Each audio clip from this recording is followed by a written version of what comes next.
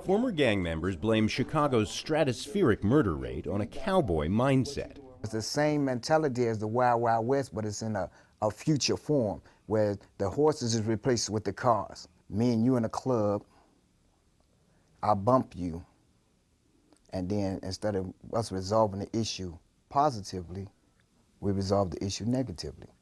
So now you bump me, I can't let you get away with you bumping me, so now I'm gonna come back and I'm gonna kill you. Police have thinned out the city's gangs in the past few years with hundreds of arrests targeting gang leaders. That has left only remnants of the old organizations, now hundreds of small groups, and no discipline. You have a tough guy on every other block.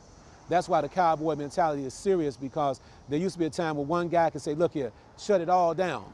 But it's impossible to shut down Renegade. Last year, more than 500 people were killed in the Windy City, most of them gunned down in poor neighborhoods like this. But contrary to public opinion, former gang members say most of them were not gang-related. Now there's no structure, so all the kids is like basically like the Wild Wild West for real. On the lawless urban frontier, violence can be mere sport. It seems to me their whole purpose is to find a victim, victimize them, and go celebrate. They go get a wine or a beer or some alcohol or some marijuana, and they sit in the playground and talk about it as if, wow, that's the thing to do. That's the norm for them.